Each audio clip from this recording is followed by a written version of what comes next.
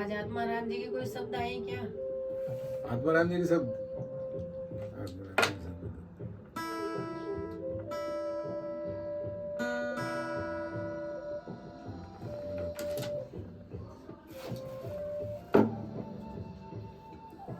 आत्माराम जी के शब्दों के बारे में क्या बताऊं मैं आप लोगों को।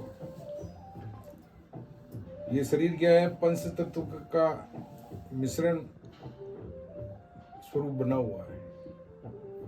ये जीवात्मा का शरीर ये कर्मेंद्रियों के और ज्ञानेंद्रियों के कब्जे में है।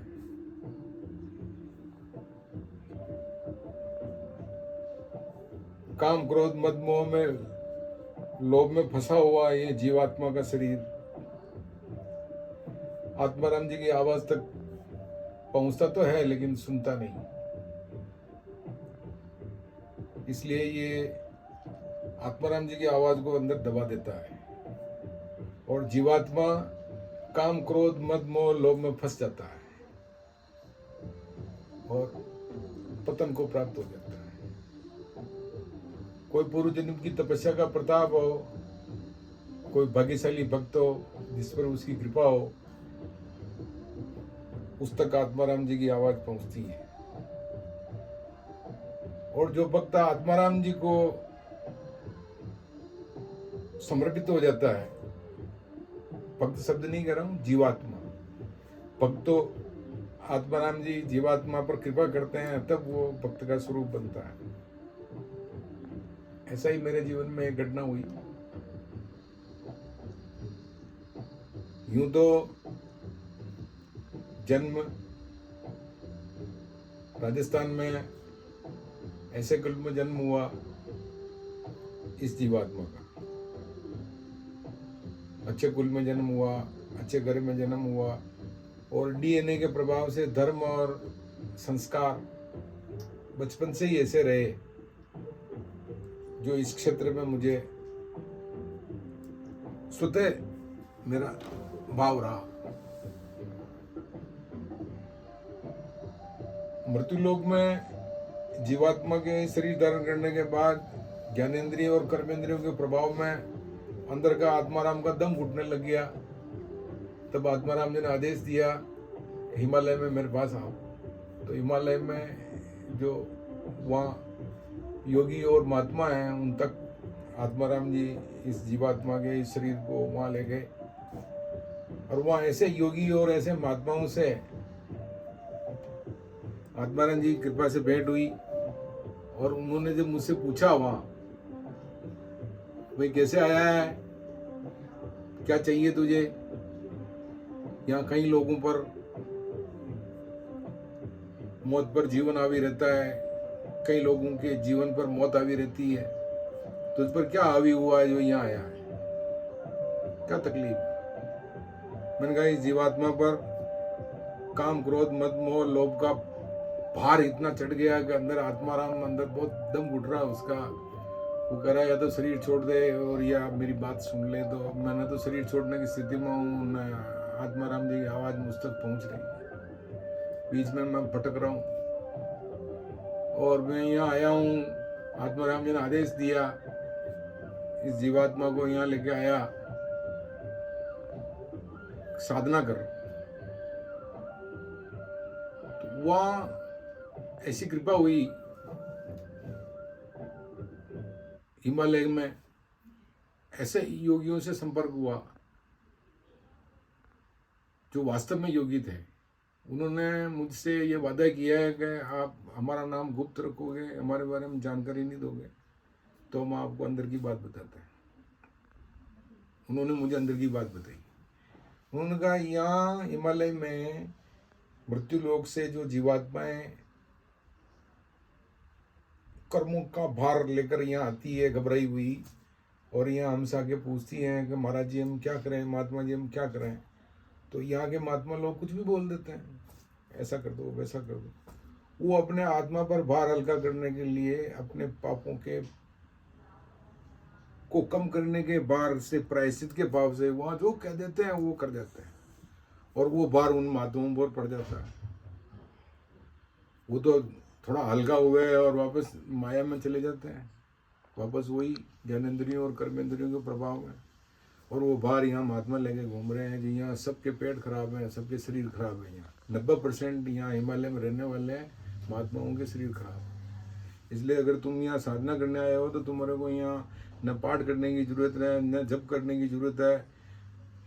खान पान सुधार लो तो ठीक हो जाओगे और तुम्हारा यहाँ आना सार्थक हो जाएगा। तो मैंने कहा महाराज जी क्या, एक साधारण सी बात है, सब जानते हैं पर मानते नहीं।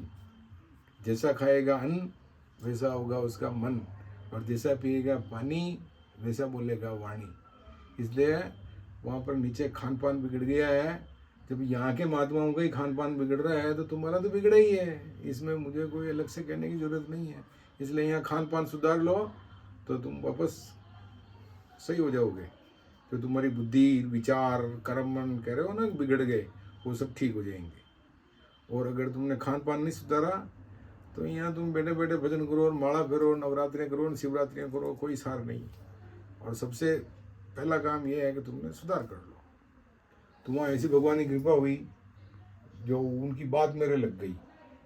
मैंने कहा यार खाना और पीना दोनों को ही साले को बंद करो। तो 15 दिन तक तो मैं बिना खाने पिए ही ऐसे ही रह गया पानी पर। भाई जब खाने पीने से ही अगर सुधार होता है तो ये क्यों नहीं किया जाए। मजबूत रहा। फिर उन महात्माओं को दया आने लगी, अरे यार इसको कुछ खिलाओ।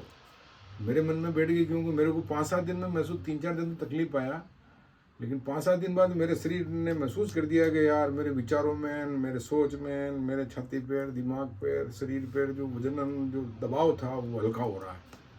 तो मुझे इस बात पर विश्वास हो गया कि आज में खाने से ठीक नहीं होता है, खाना छोड़ने से ठीक होता है। और फिर उन्होंने ही कहा, मैंने कहा महाराज जी मैं नहीं खा रहा पी रहा हूँ, जो मेरे फर्क पड़ रहा है, मेरे दबाव कम हो रहा है, दिमाग का दबाव कम हो रहा है, छाती पे दबाव कम हो रहा है, ब्लड सर्कुलेशन में भी मेरा फर्क पड़ रहा है, और मैं हल्कापन महसूस हो रहा है मेरे को, और मेरा थोड़ा ऐसा लग रहा है जैसे सांसें वापस आने लगी है।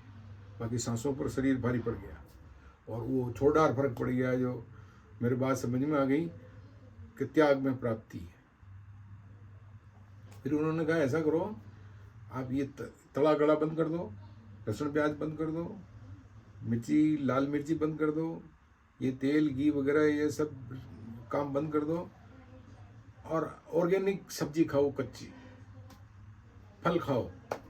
भोजन अन्न जितना अवॉइड कर सको करो, और फल और कच्ची सब्जियों को जितनी खा सको खाओ।